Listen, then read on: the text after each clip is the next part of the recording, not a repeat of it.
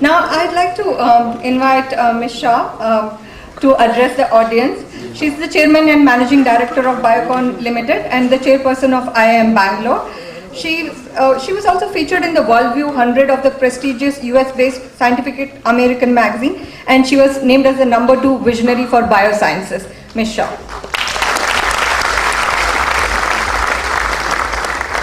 So I think, we've all been very inspired by all the former speakers, and I'd just like to add to that by saying that today is a very exciting time, I think, for young people in India, and I really wish I was born, 40 years ago. But all I can say is that we live today in a great time, an ideas economy is emerging, and I think there are so many exciting opportunities thanks to technology that is absolutely disrupting and transforming the way we live our lives. I think, as a country, and like many other economies in the world, we are all challenged with the employment challenge. India needs to create 10 million jobs a year for the next 10 years if we are to really deliver on the kind of GDP growth that we want and aspire for. And these jobs are not going to come from the traditional, conventional, lifetime employment that we've seen all these decades. It is going to come from jobs of the future which are going to look very different. They are going to be created by innovators and entrepreneurs. They're going to be created by jobs that are really going to be very fluid jobs that basically move from one enterprise to another. That's what innovation is about. That's the cluster effect that we're talking about. That's the ecosystem that we're talking about. And I think if I look at what's happening in the world, I think it's very interesting.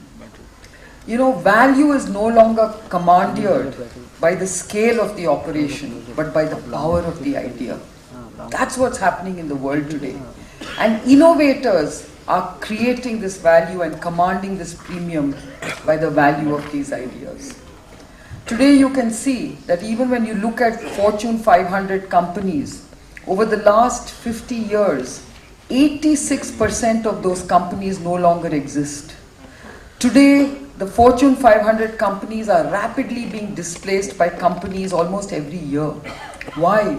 Because technology is disrupting the business landscape. Technology is creating new companies like never before. Even big, companies and corporations, say in the automobile sector, the Fords and the Toyotas are being challenged by upstarts like Tesla Motors. This is what is happening today, where leadership is transient and innovation is king. That's what's happening in the world.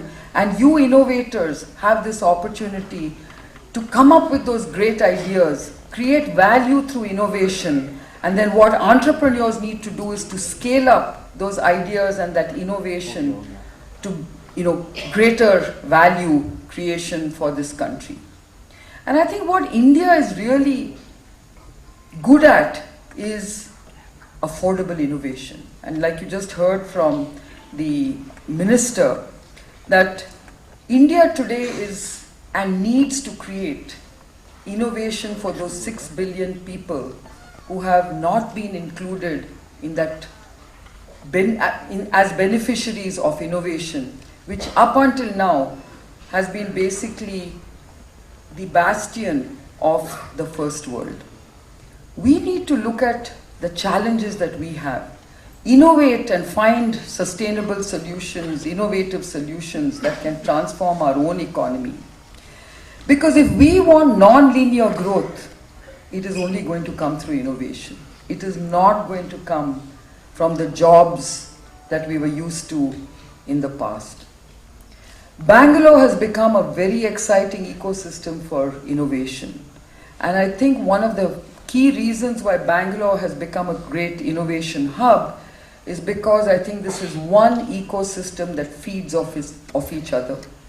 That's what this ecosystem is all about. You need this very close networking between academia that generates ideas, incubators that take those ideas to proof of concept, and then accelerators and entrepreneurs who basically scale up those innovative ideas into making great commercial impact.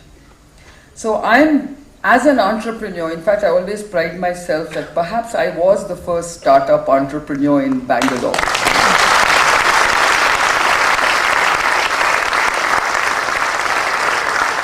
I was one of those entrepreneurs who started in my garage, had great credibility challenges because I was 25 years old, because I was trying to start a crazy new business called biotechnology, and of course, I had no business experience. But that's what entrepreneurship and innovation is all about. If you believe in that idea, if you're passionate about that idea, then you can translate that idea into something very powerful. That's the power of innovation. And I want every one of you to get excited and believe that that's possible. Because with that self-belief and with that kind of passion and fire in your belly, anything is possible. I think Nandan, Mohan and I are examples of how people with just simple ideas who believed in that idea made it possible to dream big and actually realize something very big. And I think that's what we always say to people: if we could do it, any one of you can. That's what innovation is all about. So I must congratulate Sharad and Pratibha and this wonderful team of iSpirit for this great event. I think InnoFest is just going to be a very, very big mega event as time goes on. I was just saying to, I think Pratibha or Sharad, the next time around we need to have it in Cubbon Park. Because I really think more people need to get infected by this passion for innovation. And I think I really look forward to seeing every succeeding event becoming bigger and bigger, and with bigger participation from millions of entrepreneurs and innovators around the country. Because this is what will make India. The Make in India story is about innovation. The Make in India story is about entrepreneurship.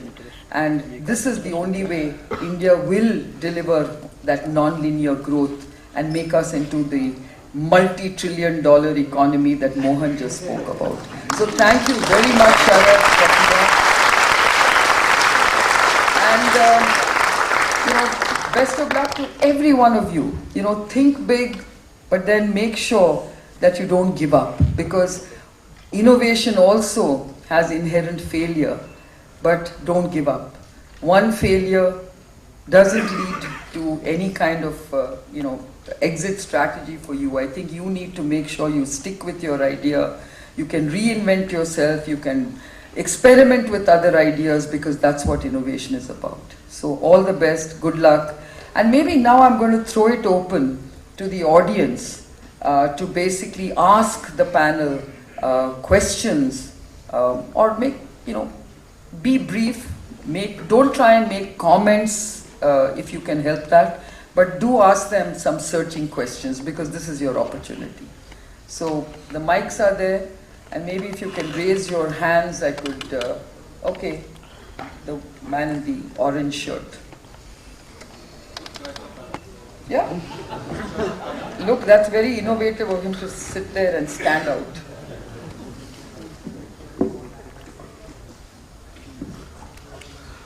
Yeah, so my dream was actually educated India. The reason being, I came from a village. Education has brought me where I am today.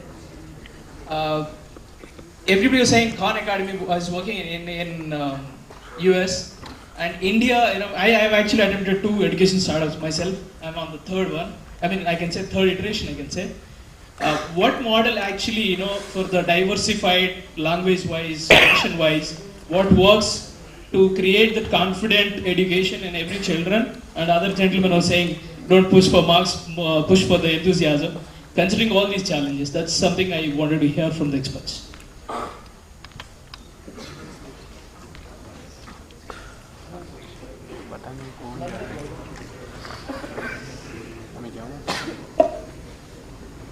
Well, I think, there are many aspects to solving education, primary, secondary, tertiary, so many things. I can tell you what we are trying to do, which is really to build a platform for addressing applied literacy and numeracy. So we think that's the big challenge. Even though we have spent a lot of money and invested 15 years in building primary education, the numbers are not looking good in terms of outcomes. And we think now with the combination of smartphones and machine learning and gamified content, you can actually build highly personalized solutions which will allow each child to address basic literacy and numeracy. So I think that's something we can do at scale. Obviously, that's not a replacement for what we need to do in schools or in colleges. That has to continue. But we think this will help people who are dropping out to get back into the system and then write that. So modern technology with smartphones, AI, machine learning, cloud, and gamification of content, I think now there's a window where you can do something. That's what we are doing at Ekstep.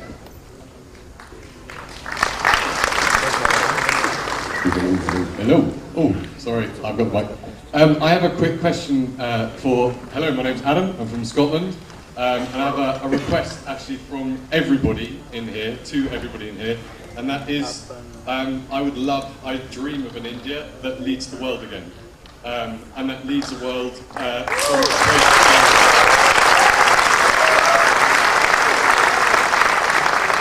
I'm completely serious when I say that. I dream of an India that leads the world from a place of benevolence, because I think it's a lesson that you've taught the rest of the world in the past, and the way that the panel have been speaking.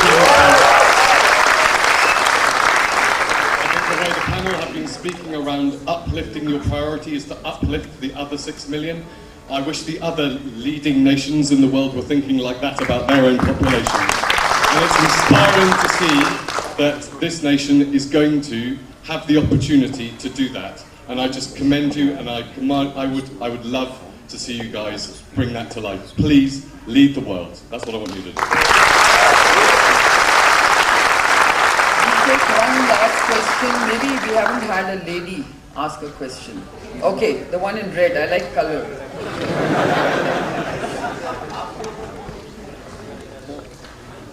The lady in red.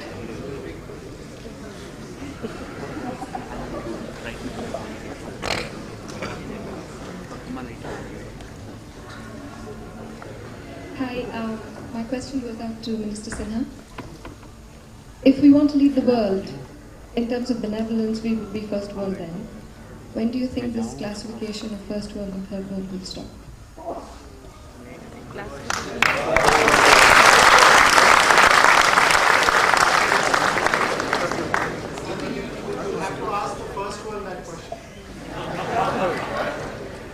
Because everybody has to do their own thing, and every country moves at their own speed with their own challenges and circumstances.